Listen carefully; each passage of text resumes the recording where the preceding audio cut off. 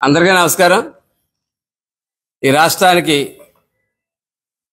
కాబోయే మాజీ ముఖ్యమంత్రి రాజశేఖర రెడ్డి కడుపును పుట్టిన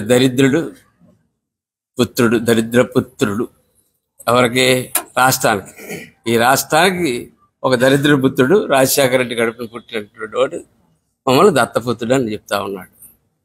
నేను ఒకటే చెప్తా ఉన్నాను, సైకో మాజీ కాబోయే ముఖ్యమంత్రికి పవన్ కళ్యాణ్ గురించి ఎప్పుడు చూసినా పవన్ కళ్యాణ్ 3 పెళ్ళిళ్ళు, పవన్ కళ్యాణ్ ఎలా నడిచాడు, పవన్ కళ్యాణ్. దీని బదులు శుభ్రంగా నువ్వు ఆంజనేయ దాంట్లో చదువుకున్నావు అనుకో, లక్ష్మీ దాంట్లో లక్ష్మి వస్తుంది, ఆంజనేయ దాంట్లో ధైర్యం వస్తుంది, సుబ్రహ్మణ్యం దాంట్లో ఇంకో పుణ్యం వస్తుంది. ఆ దండకాలు ఏమైనా చదువుకో అంతే తప్ప ఏ ఊరు వెళ్ళినా రిపీటెడ్ డైలాగ్, అదే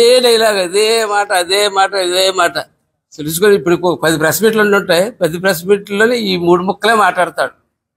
ఈయన గురించి మాట్లాడడానికి ఏమీ లేవు. ఆయన 3 పెళ్లిళ్ళు చేసుకున్నాడట, ఈయనకేటో బాధ. ఈయన పెళ్లిళ్ళు చేసుకోకుండా కాపురాలు చేస్తున్నాడేమో ఎక్కడ చాలా చోట.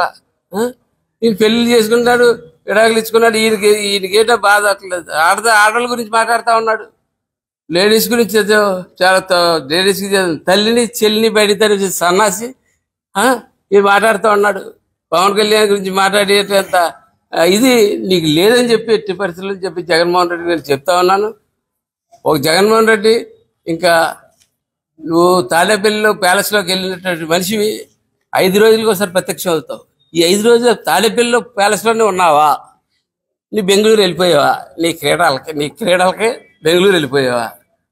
అది పెద్ద రహస్యం అయిపోయింది. ఆఫీసర్లకు కానీ అక్కడ ఉన్న బండ్రోతులకు కానీ సెక్యూరిటీకి కానీ అది ఒక పెద్ద ఛేదించలేని రహస్యం అయిపోతుంది.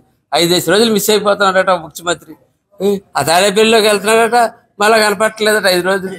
5 రోజులకి 6 రోజులకి ప్రజలకి బయటకు వచ్చినట్టు ముఖ్యమంత్రిని ఈ రాష్ట్రంలో నిన్నే చూశాను. కాబట్టి పవన్ కళ్యాణ్ అనే వ్యక్తి పరిపాలించిపోతున్నాడు ఈ రాష్ట్రాన్ని. అది చూసి నేర్చుకోమని తెలియజేస్తూ సెలవు తీసుకుంటాను.